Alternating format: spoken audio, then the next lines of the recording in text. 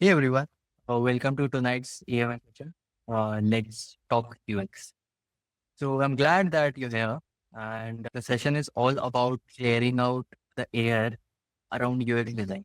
So starting off from thinking what looks pretty, but actually understanding how to fix broken experiences. We'll do everything here. Okay. So whether you're stuck on a messy user flow or even wondering how to conduct a proper audit. So we'll cover these all things as you guys have asked out the questions. So we'll make this count and don't drop off because we have many good questions asked by you guys. And also we'll have a live EMS session at the end where you can also ask up the questions to Adya. So yep, let me introduce Adya Sinha. Adya is a product designer at Stadium. And honestly, she's like a detective for design. He specializes in creating out users experiences that basically balances out business goals and user needs. But what makes her perspective really cool is that she loves the gritty part of design. That is basically uncovering UX goals, getting to the root cause of every problem, conducting out design audits. So it makes the product actually work better for the people. So she's here to help us out. So yeah, over to Adya. Thank you so much for introducing me. You have covered almost everything. I'll just talk a bit about my journey because the questions I got were more in terms of how people are transitioning in careers, and most of the people are also from the engineering side, graphic side, transitioning over here. So I can definitely relate to them. So just to give a brief on my journey over here. So I graduated with bachelor's in engineering, and then I opt for graphic designing, where I was able to understand a bit on the harmony side and graphic side, but my interest was more towards users, understanding them, understanding products, looking into the businesses, and then defining journeys throughout. So that got my interest and my career towards UX, and that was the way that I started. So yeah, that's a bit about my journey. And yeah, thank you for Okay. inviting me here for the session. Okay, Adya. Thank you very much. So guys, before we start, I just wanted to tell you that since it's just only an hour, we'll not be able to address all the questions, but we've tried to pick the best ones and which most of the people had in common, and we'll try to address them properly. Other than that, we have a Discord server. I'm dropping the link of it in the chat right now. So you can join it up and I'll just showcase it to you that where you can ask the questions. And also the questions which are not addressed here right now will be dropping their answers along with the questions either today or tomorrow, like by this week itself. So yep. Yeah. So give me a second. I'll just share the screen. Okay. So as soon as you land on the server, so here in the channel section, if you go to the EMA sessions, here you'll find the post of the particular EMA that we're doing. You can click on it and here you can do the conversations and everything. And along with that, we'll also be dropping answer that will be not releasing today. So you can text here anything. And we have also different webinars and EMA sessions. Other EMA sessions as well. You can also ask him question anytime. We have mentors who can address, will be addressing these as soon as you drop them off. Okay, back to the EMA session. So are you guys ready? Let's go. Okay. Yes. So the first question, it's basically on getting started in UX. So, hello, I'm just starting out in UX design. Is there a specific roadmap or guide I should follow? And what advice do you have for absolute beginners entering the UX field? Okay. So when just getting started in UX, and I won't say this is the route that you should take, but to get started in any field, the basics are that you get to understand the fundamentals around it. So in UX, when we talk about fundamentals, These are more about understanding the user, understanding the problems, understanding the needs, and more around also reading books around it, that understanding about the constraints and other things that impact and that guide you in the UX field. Apart from that, what you can also do is you can take up the UX certification courses, but have a live course or something around that. And yeah, you can definitely take books, Design of Everyday Things. Then there is Don't Make Me Think, Hooked by Neil. So think books that are really helpful to just get started and know the fundamentals of how experience drives. And even when we talk about certification courses, try to take some courses where the courses are live, so that you have at least some mentors to guide you whenever you are in doubt. Other than that, what you can also do is, as you are learning, you can observe real life scenarios. You will be clearly able to identify and see the problems, and look into how can you deep dive more into the users, so that you can define something around that to help them have their experience greater, and apply your learnings day by day by taking up small projects. So for example, if you are looking into something defining a user, okay, take up some well-known projects, take up Flipkart, e-commerce, okay. Try to define that if what is the user type that Flipkart addresses. Try to define user personas as you are practicing making personas and as you are practicing making the user journeys. So that will help you build up and give you more confidence in terms of what you are learning.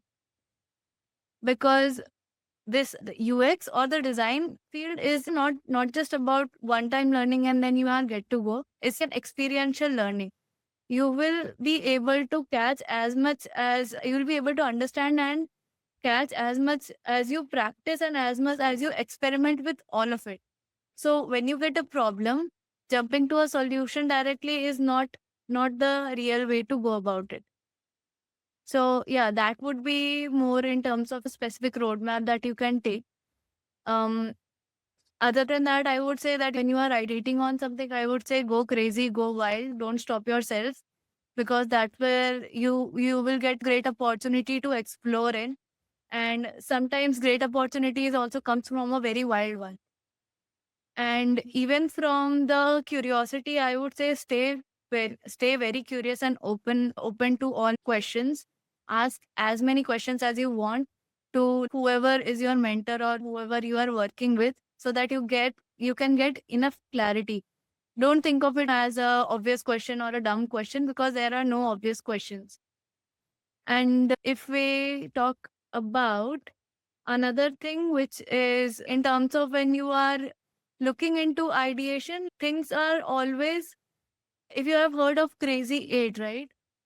So, Crazy Eight is a fundamental where if you have 8 or more ideas, it is very good to know. So, that would one more advice that I would add. And yeah, stay open to constructive criticism. True, true. Great. We'll move on to the second question.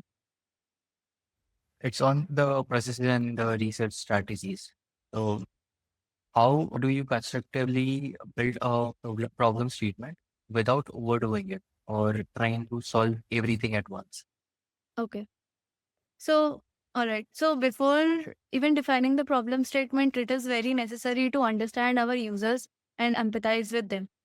Once you are done with that, when you are defining a problem statement, the first thing that you need to make sure is you state the target users. Be very specific. Don't try to mention users or people. Try to be very specific about their role, their context, or the situation. Okay. Another thing to add to a problem statement is that after you identify the users and state them, try to identify users' need, not their wants. What I meant from this is, when user express something that they have a pain point, they have as a pain point, they would express their wants. For example, they would say, I want a button, or they would say, I want a fewer clicks. But those are just the proposed solutions that they are thinking of. So our job here is to uncover those underlying emotions that are there behind these wants. Okay. And I'll give you an example after this. And once you have stated the users and you have identified the users needs, also attach an insight as to the why.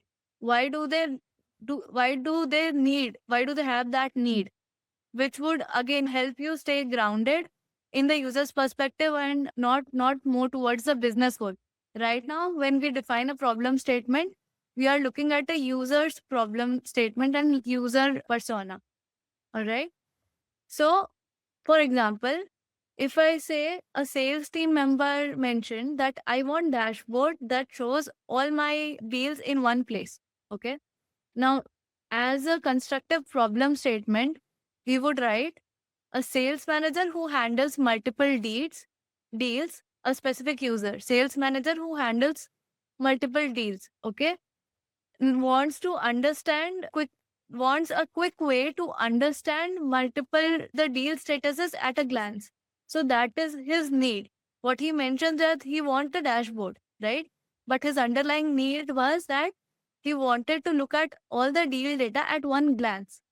And then we add a value to it, so that because switching in between multiple tools or multiple dashboards take longer time, adds to their effort and creates a cognitive load for them, and they might miss up on the follow-up.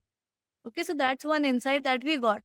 So this is how you build a problem statement while without making it over or trying to solve everything at once. Okay. Okay. Third question. Same process and research strategy. So, how do I identify real user problems without letting my biases get in the way? And how do I handle decisions when there's a conflict between user needs and business? Okay. Okay. So biases, I would say, don't go away in an instant. Okay. When even I started in this True. field, when it was my 1 year of journey, in the initial years, I was also in the assumptions that no, it should be happening this way and that way. But it goes away gradually, to be honest. And you need to work on them through working on the awareness and validation. So if I talk about how do you identify or how do you let your biases go, is to validate all the assumptions that you have very early as you can. Again, ask questions to the stakeholders to get clarity. Okay, it could be obvious question, it could be very in-depth question. No matter how, if you want some clarity, ask them the question. Ask multiple whys many times when needed, because our aim here before we reach out or before we get to a point is to understand the root cause of anything. So ask multiple whys when needed. Okay. Another other to this is that if you are taking a user interview, let's users struggle. Okay. Don't don't try to add in hints in between your questions that you ask or in between the answers that they are giving. We can keep our assumption aside over here. The same applies to when you do the live sessions or live user testing. If you give them some task and they are trying to do something, don't get frustrated and try to give them a solution or hint them in a way that I think you can maybe click here or there. Don't do that. Let them struggle. Just see them, observe them, and take note of it, so that you can understand that what are the possible reasons where users are struggling. Okay. Yeah, I think that would be it. And the second question is, how do I handle decisions when there is conflict between users' need and business goals? Okay. So that's a very interesting question, because business goals, if I talk about users' need and business goals, if there is no intersection between business goals and users' need, business are made to cater to users.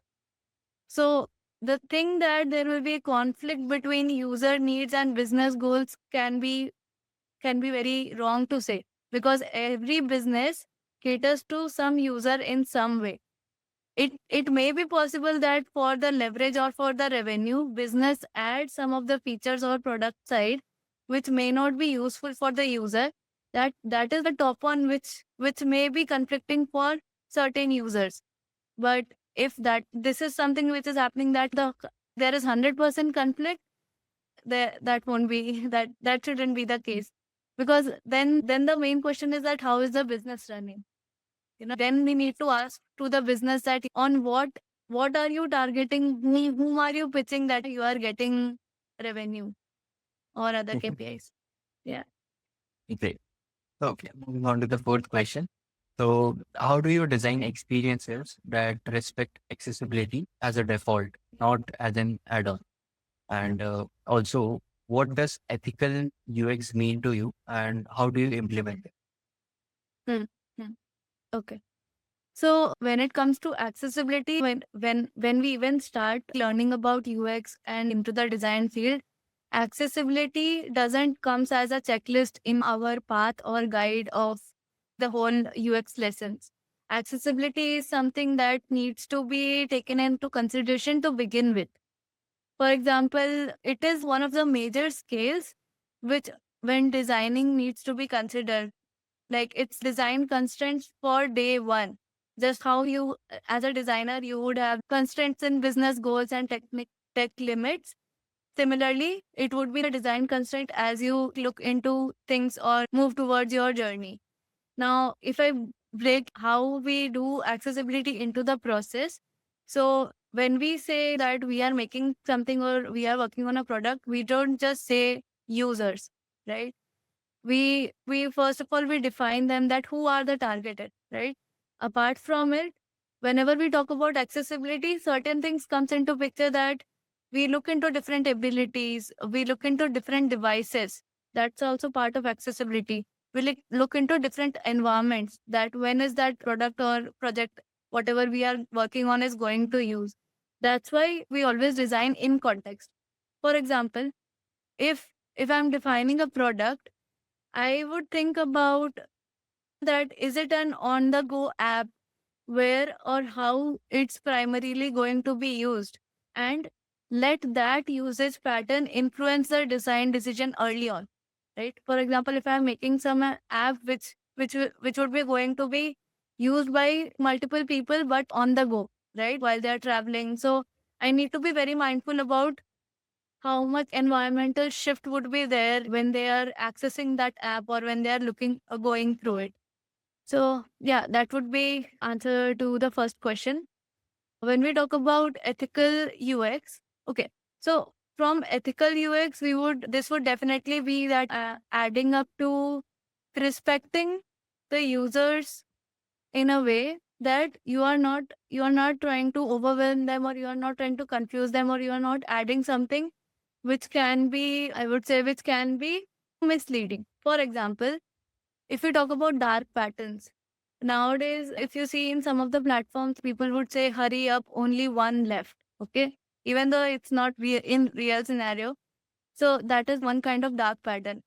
Hiding in some of the opting out from some of the options while they are doing checkout, or by default heading in as they check out, are also some of the things that we need to make sure that we don't do that, because in a way it creates that user confusion and misleading. So we to begin with, we need to be very careful about who are the users, what are the actual constraints we can keep, versus what are the constraints or what are some of the flexibilities if we are giving. We need to be very mindful about their consents. So yeah, that would be it. Okay, understood. Okay, moving on to the fifth question. Yeah. So, what's the best method to get the best output? Generative research or evaluative traditional research? Hmm. So first of all, these are two different things. These are very, very different research which are used at a different stage. So for example, if I talk about generative research, this is an early stage research for the concept of creation. When you are at a concept stage or an ideation stage where you are thinking about what should we build, you use generative research to discover about the problems, to discover about the user need, user behavior, and the opportunities. Here we can take the user interviews, we can do field research, we can do surveys. So in short, this phase or the generative research is about learning and exploring. It falls under learning and exploring stage. But when it comes to evaluative research, this is how well the idea came out that you worked on, which is the later stage. So, for example, let's say you worked on a product. Once your prototype is ready, you will do evaluative research to measure the impact, measure and validate if what you build is correct or not. And validating different use case, look for frictions, and also look from usability and effectiveness perspective. Okay. And in this scenario, we could do user interviews, we can do usability testing and heuristic evaluations. In short, again, evaluative research is validating and testing stage. And when you do these type of research and testing, it is always recommended to test early, like test as early as you can, so that you have that enough clarity on the idea that you are making into a concrete product or solution. Yeah. So when we talk about being too ergonomic, let's say if there is a helmet or something around that, and you added this feature and that feature and Bluetooth and everything, right? What you are doing is you are adding more flexibilities for ease of use and for the functions for operations for user, right? What it is doing is that it's taking away that awareness from the user, that how do I perform this task, or how do I actually just have helmet on my head, right? So that is like one example. And again, from the digital side as well, like if I talk about from the digital side, when everything becomes automated or hidden in the name of convenience, user can also lose control over there in terms of understanding and flexibility. So what we are doing is, in order to make things easy, product loses the touch of user awareness or user choice. If you can go to the next slide. This is like a classic example of the faucet. So here, like what happens is, if you know, like many households have this type of flag where you don't know how to, like, run that. Like, is it sideways, pull up, or push down? Like, how to go about it?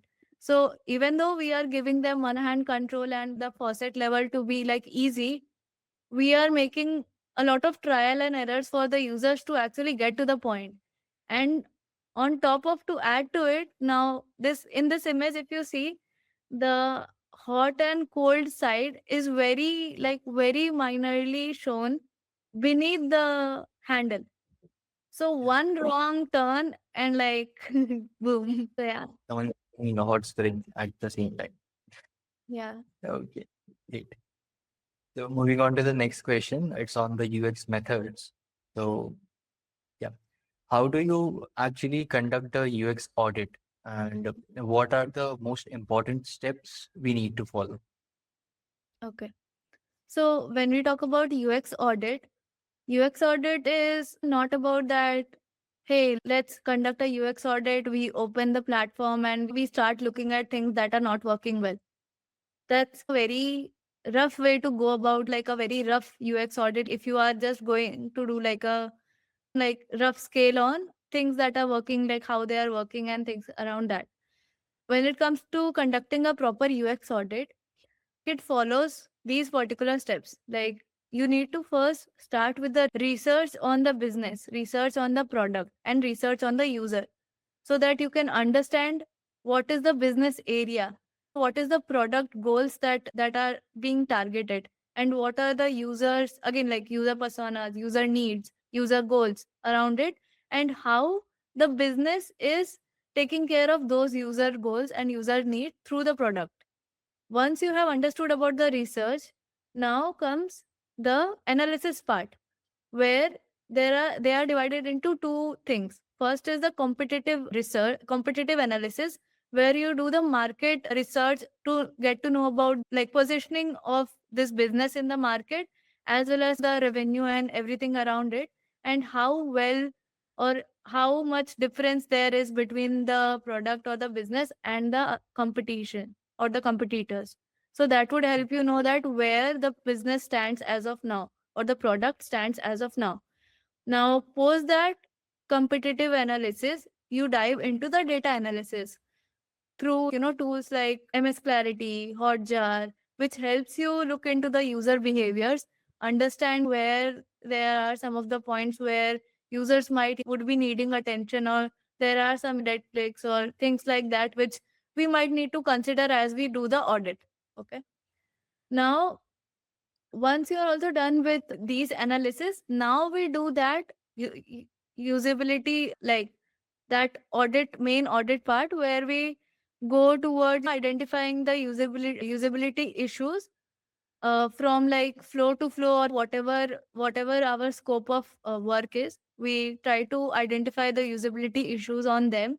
We map them with Nelson Norman heuristics and other design laws and principles. And then we also map them with the business impact, so that we can support that, okay, we found out these issues. These are the principles that it is violating. And due to this issue, these are the business goals or KPIs that are being getting affected. Okay. And again, the data analysis, the user behavior that we did from MS Clarity also gives us a good help. Like if we find any data around that, okay, there was like 90% drop off, or let's say 60% drop off in this page. Here are the issues, so this might be the reason. So let me attach that data over here, so that in a way it is validating what you wanted to do, what you figured out, or what you identified as a problem. So with this, we identify all the issues in whatever the scope of work is. And post that, we document the research and findings.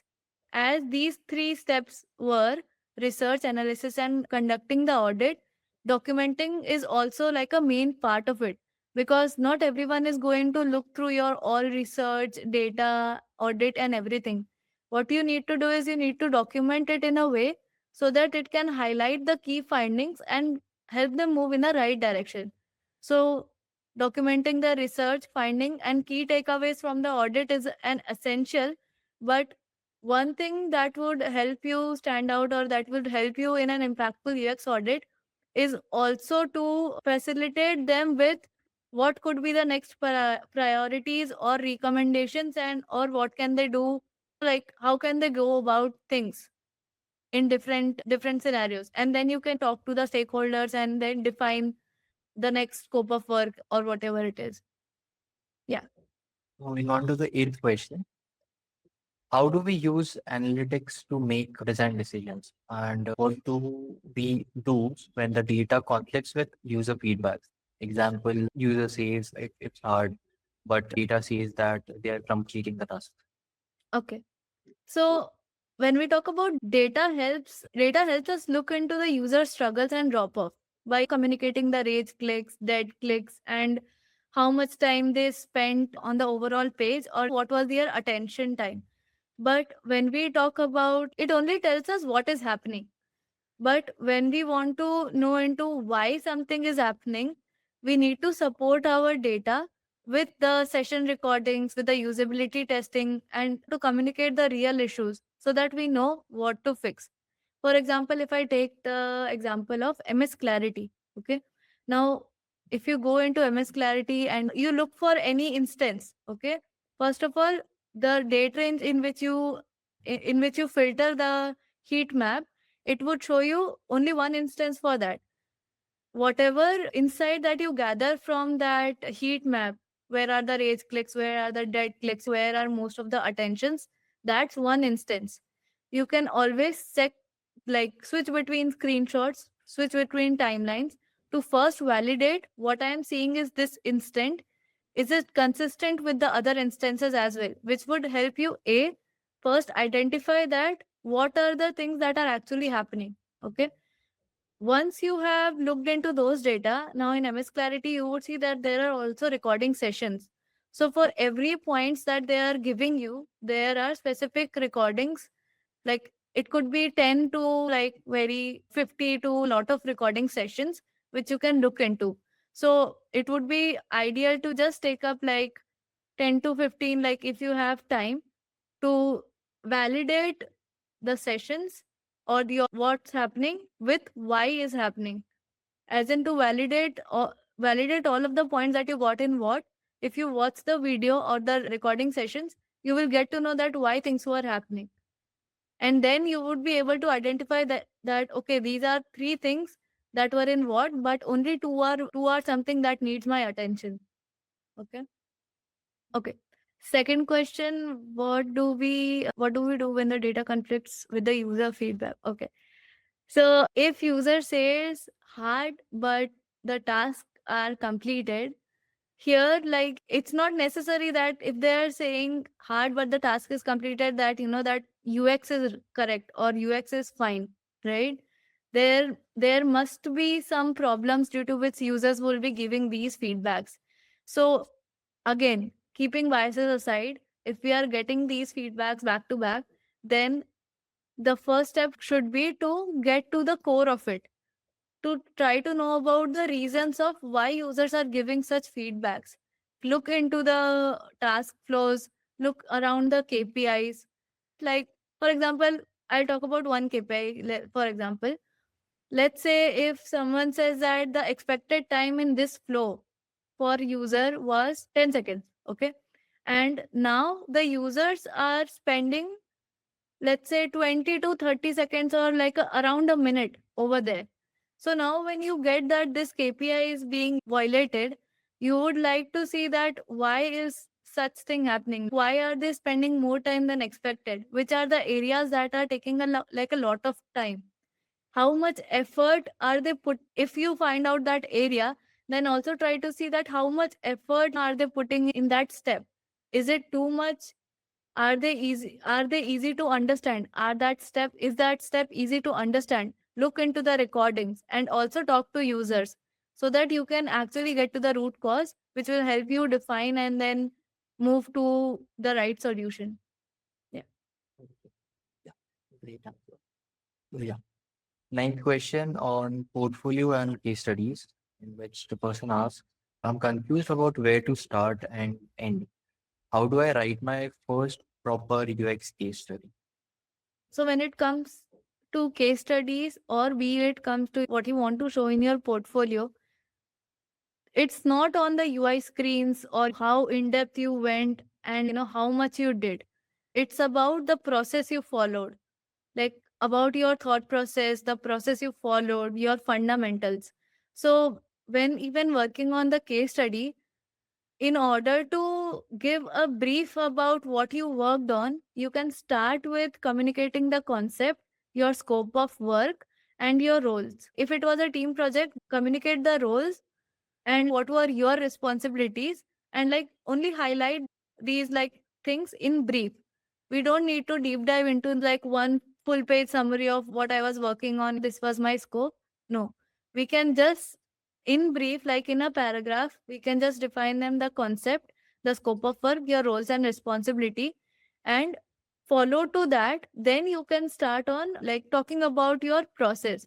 Like I would say include a bit about the targeted users, okay? Because in UX, it is very important because UX is user experience, right? So it is very important that you know who your user is, for whom you are building, and what is their journey looks like. So when you talk about the users, try to add in like a user persona if you know about it, the user journey map if you have created that, a bit about how do you got to know about the users and if you interviewed them or not. If you interviewed them, if you have some insights from that, and then talk about like a couple of problems that you tried to solve and like which you are even confident about in depth. So this is the main portion that you need to talk about, the couple of problems that occurred that you solved, and like you can include the problem identification, like that your thoughts, your findings could be in data, in user behavior, and support them with how you like back them up with how you proceeded in the whole journey, and then how you reach to the solution, what kind of, try to showcase as many not as many explorations, but some of your best explorations from which you reach to one output. And then also communicate what and how it impacted the solution. Let's say you explored for one problem, you explored six solutions, okay? From 6, we don't need to show all those 6. Pick up best 3. Okay. From best 3, the solution that you reach to as like a final solution, then talk about the final solution, that this was my final solution from these 3 explorations. Articulate why to that why this solution was your final solution. If you had talked to the stakeholders and then refined on it, and then according to the business goals and even the product goals and user need, it's going well, and that was the reason that your this solution was working very well, then articulate that in your case study. And yeah, in the end, like, you can also add in the impact that due to this solution there was like a decrease in drop off by 20% or increase in revenue by 40%, like that.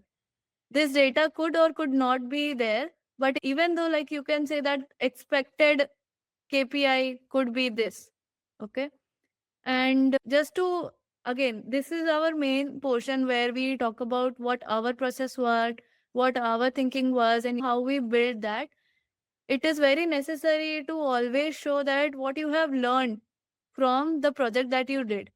So to end your case study, it would be very beneficial if you are able to end it with the conclusion about your experience, your learning, and how it helped you grow, because that would give any person who reads your case study a whole circle experience. And to anyone, yeah, who is looking into your case study would be able to see your process, your knowledge, and as well as that the way you articulate. Another thing to just add to it is that when we look from the recruiter's side, right, when we look from the portfolio side, if there are specific companies that are in your mind, it would be very impactful if you're able to tailor those case studies according to the requirement of the place. So let's say if you're applying for a UX researcher, okay, you don't need to deep dive in too much into the UI, or you don't need to showcase or deep dive too much into the prototyping as well. From a researcher, the scope of researcher is around that they interview the user, like they get to know the user, like their whole journey is more around the research and the findings and how they communicate the data and put the data in a way that can help drive and generate opportunities. So that's what, as a UX researcher, you would do. So I just took UX researcher as an example, but this could be done for any role. And even when it comes to the companies, let's say if you want to apply to a very tech heavy company, right? Then you can mold your portfolio in that manner so that they know that, okay, I need a person who can do this, and this person has all of those factors. So that would add like a checklist for them that, okay, yeah, I can consider this person. So yeah, that would be one more thing to the case study, as well as I also looked into the portfolio, because I think those things goes hand in hand. Yeah, yeah, true. Okay. 10th question. Yeah, Harshita. If you want, you can unmute yourself and speak up, or if you want, you can also add in your question in the comment. Okay, so hi everyone. I have a question regarding the design systems. So basically, right now, the company wherein I'm working, I'm facing an issue with the color system. So we have red and green colors, like the teal green color, which looks very similar to green color, and red color. We have the primary brand color as a red color. Now, in situations wherein I have to figure out the colors for the error and success states, I'm very much troubled with that. How to figure out and what to follow, what kind of colors to choose for such scenarios. Yeah, that's a really like tough color of choice, I would say. So first, this is more around the color identity portion of it. So I would say try to understand or ask them that what was the choice, like why was this choice of color? Okay. And even when we talk about now, again, we'll talk about color harmony as well, but even from the accessibility point of view, and I got your question because that's really rough and tough to look into. But from what we have defined as the accent color and the neutral colors, we can try to be in the same alignment while just making sure that we are not pushing it too hard. For example, if I give you an example, that as you mentioned, that was a teal green as a secondary color. Am I correct? Yeah. Yeah. Yeah. So the okay, so these color are there, but then there are also the tints of it, right? If you can stay in the same spectrum, but go in a little lighter manner and try to, maybe not that much light, but try to define or try to give an error state with maybe a visual cue or an identifier as well, right? That wherever there is an alert, try to give an identifier, highlight them with a separate entity itself, or like a structure itself. Okay, so also what I have done so far is I tried to analyze the design system of Airtel. So basically, they have red color as their primary color. Now, for the error states and for basically for different kinds of states, they use black colors. Now, in my case, since I have the entire application, like the logo and everything is very much sorted, we cannot do any change with the branding and logo and colors. But like the application is also completely in dark mode, so that's why I'm struggling a lot with the color decision. I tried a lot to figure out how to choose colors. If I use colors in shade of proper green color, that is causing a kind of fluctuation. The basically the UI looks very bad because we have a green color that is the prominent CTA color, and then we are using parrot green color, or basically different colors, different shades of green color. So Hmm. the user is not able to identify which one is signifying what. So basically, that is the issue I'm stuck with. Got it. So again, that would be very much into the visual language, like setting up the whole visual language and working around that. What you could do is look into color theory and see if you can work with like certain palettes and just work on one or two screens. And if you have people to test it out, give them the phones or whatever the prototype is and get the data. What this will do is this will help you validate that and put it to the stakeholders that see, this is the confusion and these are the options. See, for us, if we are just proposing something, it may or may not work out because they would assume that this is something that we are biased towards. But the moment you put in the users and they immediately see that this thing is making their lives easy and there is retention, there is less confusion. The moment you put that data in, you'll be able to convince them better. So take charge of this. Might be some guidelines that you have to follow. You can point out that this is the problem that is happening and this is my solution. Also talk to the developers, because what a lot of times what happens is that as designers, we are from visual design perspectives, we want to do a lot of things, but from development side it might slow them down or there might be a lot of changes. But if because of your decision, even the developers feel their work is getting reduced or it's bringing more clarity to everything, the workflow becomes faster, because for them also, when they code everything, they name things, for this is for this, this is for this. Now, if you're using similar colors, if their naming conventions are very similar, they might be making mistakes. So if there is something different, then even from backend, it can help. So try getting perspectives of different stakeholders, take charge of the thing, and get some data on this Okay. through testing. That So might get basic, yeah. So basically, what I have drawn conclusion from your recommendation is to basically I can start with a A/B test and use different scenarios for this, and then basically we can figure out what could be the best solution for this, right? yes. The moment you have data backed insight, now it's easier for everybody else to be on board. Right. Thank you so much. Yeah. Also, you can also check things like color contrast and everything from perspective. Yeah, Contrast yeah, perspective. right. Yeah. We And have how yeah, your yeah. data of this is the current situation and this is the proposed Mhm. solution. Okay, okay. Thank you. Thanks, Great. madam. So, last question. What are the design challenges and strategies for multi-model interfaces like voice plus touch plus gesture? Okay, so this question is very interesting, and this is like when the challenges, if you talk about challenges, it's very interesting to even look into this and solve that. But I'll just refer to what multimodal interfaces means. So multimodal interfaces, like as of today, how you can say, "Hey Siri," and it will say it will get started. Or basically the voice commands that you can do, the gestures you can do, which can help you do the actions easily. Now, system, or I can say many things are moving towards that only. So the challenges, I would say, lies in shifting from one ecosystem to like another ecosystem, requiring that translation of existing design and like accommodating it into like new designs like voice command, gestures, for a new environment.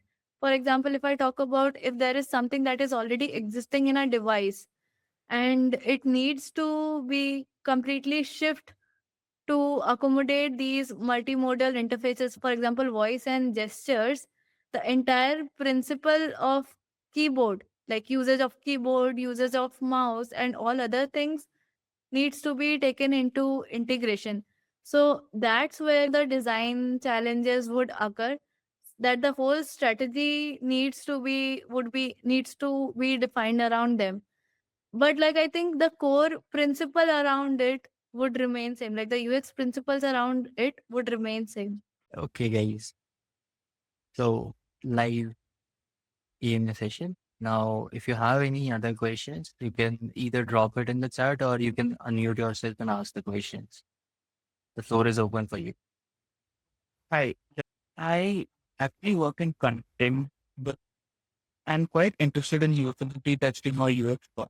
But whenever I'm trying to apply or get into those teams, quite difficult to do anything or get a portfolio built without actually having proper experience. So is there any way that you would suggest how to get building a portfolio and these lines? So, Getting the opportunity to actually work on live projects. so if you are even transitioning from one part to another part, the very first thing even to build a portfolio is to know about fundamentals. Like if you know about some fundamentals, so as you mentioned, I think you want to look into user research, right? So even to prepare that portfolio, see, portfolio is essential so that you can articulate and you can communicate that, hey, these are my understandings about this field. These are my capabilities that I can do. And these are the tools and things that I have maybe worked on or that I have explored or that I know about. So even in order to do that shift, first you need to have those fundamentals around how to identify problems, how to look into users, the user behaviors, how to get to know more about the fundamentals of UX. What are the paths that you need to take? What are the things that you need to consider? What will be expected from you if you are to join as a UX person as well?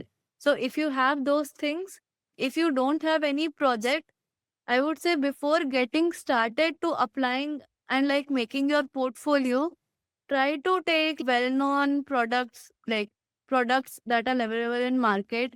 Like if you are into UI, try to do like UI design or UI revamping around it to showcase your like UI skills around it. If you are into UX, just take like one task flow. Let's just like, take an example that you take LinkedIn's search workflow. See LinkedIn search flow, that how from searching on LinkedIn you land on a particular profile or something around that and how you can connect to it.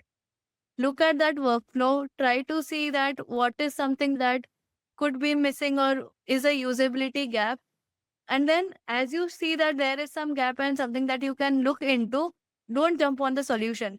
First try to see that is this your assumption or one or two assumptions that you get. Try to look into the feedbacks that we get online. Then, once you are validated, try to work on these small workflows as your own small projects so that in your portfolio you have something to show. If you're looking into a specific company, then try to take a product or a business product which is aligning to that company. It could be that company, it could be that company's product itself, it could also be its competitors. So that way it would help you articulate that, hey, I have worked on these are my findings, this is how I have followed my process, and this is how we solve it. And this is how I reached to the solution. And these are the expected impact of it. Okay. Yeah, Vanisha. Go ahead. Yeah.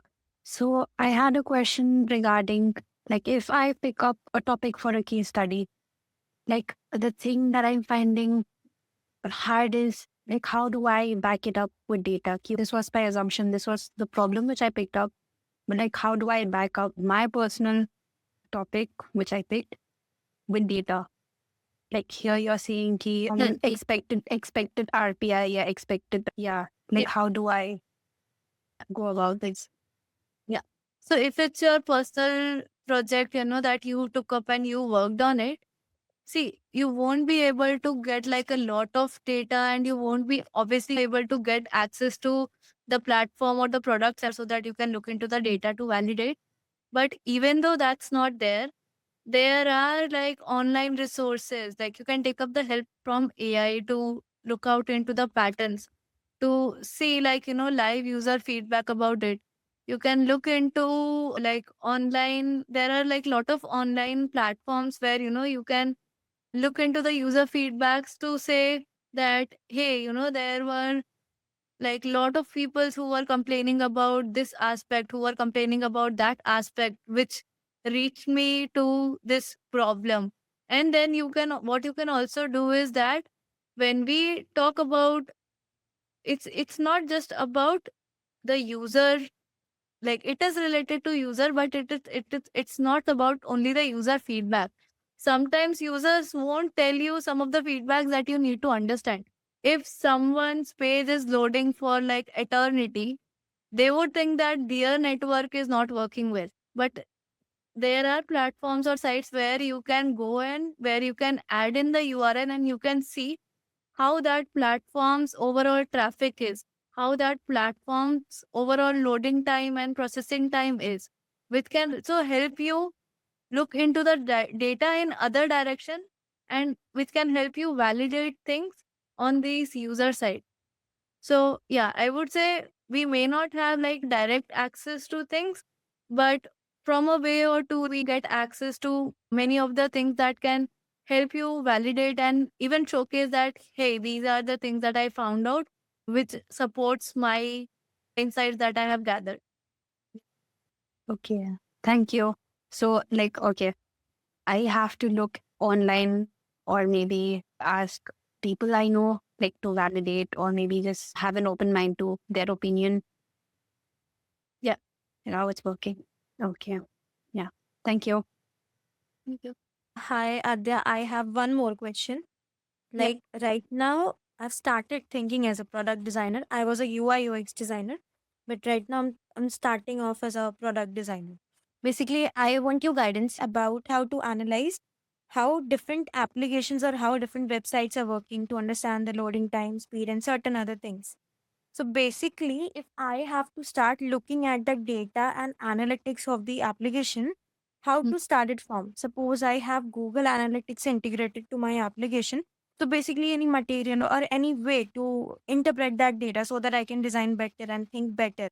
Do you have any suggestion on that? So if you have the tool handy, right, how to get started? Yeah, because I see a lot of information on analytics. I'm not able to understand how to start from, how to gaze information and to collect the important ones. I would appreciate if you can keep your mic open so that we can have this a collaborative or like two-way conversation. So first, you need to understand or you need to jot down that what is the scope of work, which is the workflow that you are looking into. Second, you need to see what is the target audience or that user sector for which you are looking at. Third, you also need to see or jot down what are the impacts that you want to look towards from the flow or from the scope of work that you have. For example, if I say that, as I mentioned, the search flow of LinkedIn, right? Yeah. For example, if I say search flow of LinkedIn, typically I would say for job hunting, I am trying to do a search flow or search on a dedicated page so that I can apply to it easily. Now, Okay. my flow is search flow, the search engine. Another thing is this person is like looking for job, but that is like very vast area, like user sector. can leave it as is. But when it comes to the real products, right? When you are looking to user types like be it manager, right? If you are looking into manager user sector, you can maybe filter down Google Analytics from wherever you are getting. They would have defined all of these sections and sectors. These are the user types. These are the revenues or KPIs that we need to look into. So from wherever you get the Google Analytics, that environment, everything we set up in terms of these scales, all you need to do is you need to jot down that these are the user types I need to look into. This is the flow I need to look into. These are the KPIs I need to look into. If those are related to the revenues and generations, and depending upon how vast your scope of work is, you can either look into 6 months old data, or you can also look into 1 year old trend. Okay, so that you Okay. know what was defined and where we are and how things have been changed on that. I thought that you completed with that because I'm getting what you're saying. It's actually getting clear because I stuck a lot with this. Yeah. Please keep going. Sorry. No, sorry. So I was just saying that even when it comes to sources, so when you're looking into users, you also need to see that, okay, you have some incoming traffic, people are doing very well. But as I mentioned, that particular funnel that you are looking into, that particular flow is search flow. Okay. So when you have those particular flows that you have jotted down that you want to look into, what you can also do is you can create funnels around it. So if you see in Google Map, there are also funnels that you can create. You add in the starting to end points, those touch points, and it will give you the count. You can filter down the user sectors and segments, and you can also filter around that. Do you want to look into new users, returning user? Do you want to look into 1 year data, 3 year data, 3 months data, 6 months data? Compare it and then try to show them that, hey, this is the 6 months search flow and the data. This is the 3 months search flow and data. And here we see that from the search to the detailed page, there is like 20% drop off in this specific funnel. So if you say search to looking at the list and then to a job, and we see that in looking at the list, there is this many drop off, then you can also look into the recordings to then validate that, hey, I see that there is this gap due to which you will find like many reasons. Yeah, Tushar, please go ahead. Yes, sir. So, ma'am, the question that I want to ask you that are designers who just design the screens or the members who decide the user's journey? Like, what's your opinion on that? So, in order to define the screens or design the screens, you first need to define and design the user journey, right? Without brainstorming, without strategizing and executing the whole infrastructure of a product, you won't be able to even get to a design. So, like, there is like no opinion around it. It starts from first identifying it, defining it, and UI or designing the screen is the very, I won't say the last thing, but in the whole design process, it is the second last step, I would say. Although design is an iterative process, so do not think this is the second last step. But in one go or in one flow, you start with defining the problems, identifying, you try to discover as much as you can, you try to ideate as much as you can, look into multiple problems, identify which problems is the priority, try to solve it, right? In order to solve it, ideate like as much as you can, then converge to one solution. And as you converge to one solution, keep the stakeholders in loop so that you are actually getting to what the stakeholders want or what the business needs are with the user needs. And once we are done with that, after validating our ideas, we start working on defining the architecture of the whole platform, app, product, whatever it is. And as you do that, again, you are keeping the stakeholders in loop. And then once you are also done with defining and strategizing the overall flows, that is the point when you go about looking into the UI and the interface of the screen, that how that screen would look. So first it is about the functions, operations, and strategizing, and then it is about how it would look. Oh, thank you for answering this question. Yeah, thank you. Please don't call me ma'am. And Yeah, if, exactly. Yeah, I if I can add Yeah, one yeah. more Farad asked. So if you're designing something, don't look at it from output perspectives that things are changing so much. Tomorrow, it's possible in your future that there might not be any screen. Like people will move on from phones to laptop to maybe something which is probably somewhere in the air. So if you have the problem statement and what needs to be done, then execution, like where it's going to be, it becomes secondary. So your solutions need to be so scalable that even if something is not on screen tomorrow, it's still functional. So see it that way. Hi, Abdya. Hi, Sora. I have a question. Let me give you a bit of background about me. I've done my architecture and I have around 5 years of experience in it. Around 2023, I transitioned to UX design. And I also did a certification course from Imagine XP. So it was an extensive course, and I have gained enough knowledge about UX from it. Post that, I also have worked on a few freelance projects, but they were with developers or engineers. Now, like looking for full-time jobs, I was thinking that is masters more important or experience more important? But this was something that I was really confused about. I've applied to a few colleges like IDC and NID, but also I was confused that I'm getting few full-time jobs, but they're with bonds or maybe on a low pay because I'm switching. So I was confused. That is experience. Does experience matter more or does a degree matter more? And how to work on it. I'm also working on a portfolio on Framer right now, like adding a few AI related projects, and but I was confused about it. I'll just give like a short, like my opinion, and then I will let Sonam, like talk more about it.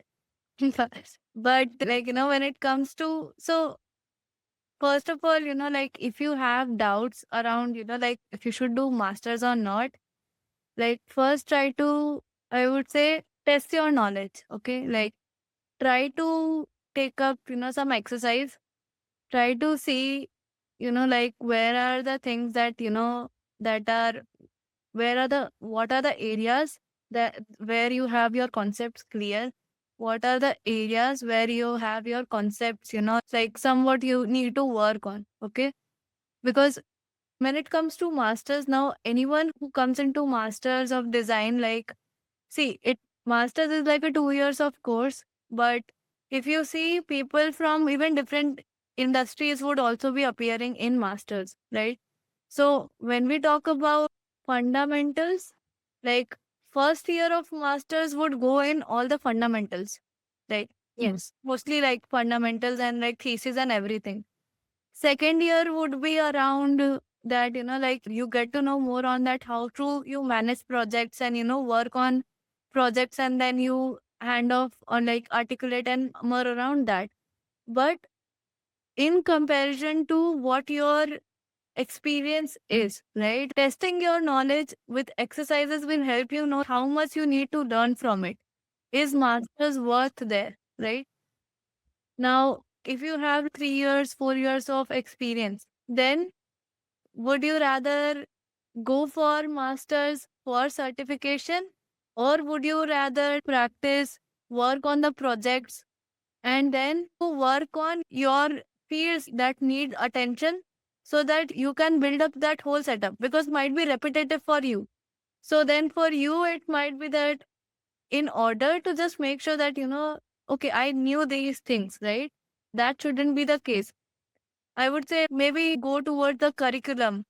Even before taking a decision, ask to the people who have actually done masters, like maybe in an year ago or two, so that you know how much they learned from here, what was their curriculum, what it covering. Is it something that you already know that you want to work on a bit, but that's not worth to do masters because you would be able to do on your own with maybe certifications courses, looking into YouTube, and also there are a lot of resources today. Like you can design communities which would help you, which would mentor you. You can Yeah. join DP lists that can help you in that manner. So from those directions, you can look into it and then you can decide if you want to do masters or if you want to grow in the career, because experience does matter. For some companies, they may say that, no, if you are not in masters of design, we won't take you. But that gets cut off. Like, let's say if someone has masters design but no experience, what would you do about that? Versus if someone is already in the industry and they have worked on multiple projects, then their scale like becomes higher because they have actually worked on the real life projects. And just a last point to add to it is that it also depends on the domain. Like if you are able to even communicate that these are the domains that I have worked into, then it would show them your diversity in terms of, like different domains that she has worked on. So she will have some knowledge from these, or she will be able to work like with us. So things like that. Yeah. So basically, like I've given a few interviews and all, and from what I've gauged on my own is that, and I'm lacking is on the tool proficiency, because when you work with a company and you're working in a very structured environment, your tool proficiency does differ from when you're working as a freelancer. So that is something that I need to work on, and I'm working on that. But what I was experiencing is that for my portfolio or my application to reach on the table, is that what people, even when the ATS is looking at the resume, is it something that if there's no master's degree or a degree in the related field, does that resume not get shortlisted or something like that? I would let Sonam take this question, because if some companies are adding in some hiring posts, if they flag it off from the TS like that application, let's say if these criterias are not met, do not process these applications. So that is something that is already done from the backend, and some companies does that, but not all. The companies who are actually looking for talented people will not look into your degree, will not look into your CGPA, because whatever CGPA you get, like maybe even in 12th, like that doesn't matter. Couple of things. One, like Adya said, not all companies look into that if you have a master's degree or not. If a company is very specifically looking, there must be a reason for it. Like they must probably have tried a few people, or they want some certain level of skill set, which is why they're saying they want masters. Industry is changing a lot. So sometimes your experience and the diversity of your work and how well you can pitch and how different your portfolio is going to land you a job versus if you have a degree. But like you mentioned, if you have applied to NID and IDC, these are the colleges which treat masters very differently. So if it's a reputed college, you will get a foot in the door. It does matter if you pass out from premium colleges. You have built a sort of a network which is going to help you even in future. You become an alumni and forever you have this support system. So there is an advantage if you're going to be passing out from a premier college. Check the eligibility for it. I think NID has 30 years. If you're above 30, you can apply for masters. IDC does not have any age limit. MIT, EDT Pune, it does have an age limit of 30, and I'm almost 30. So I did ask them about it, but like I showed them my portfolio and all, so they were ready for me. So they were like that I can apply. So the reason I'm saying that, because in Indian system now, we follow a very linear process. That you finish school, you go to bachelor's and then you go to master's, and एक बार पढ़ाई खत्म हो गई, then you're like, okay, you're not never going to get back. But if you go to foreign countries, people work for a few years and then get back to studies. That's very common process over there. So you could look into a situation wherein you're working for a bit, and till the time you get into a good college, you can build up your work experience. And the moment you get into a good college, you do that. Don't compromise on just getting a master's degree from any other college, which might not have any significance. Look into the curriculum, look into what the alumni has done, what kind of work they're doing, and then judge whether this college is good for you to do masters or not. Similarly, work-wise, if there is a bond attached, if they are not paying you well, don't take up those things. Try to find a job or a company which appreciates what your work is. If you have to work a little more on your portfolio and find those companies, do that, but don't sign up for a bond or anything, because it's very exploitative for somebody to do something like this. So you will find good companies who think a little differently and don't do this. So explore opportunities. If you're going for masters, go from a good college. That will add value. And if you're not able to do that, then build up a good body of work and identify companies who respect your work and will not exploit you. So try doing this. Thank you so much. Like, this has helped a lot. Clearly. Thank you. Thank you.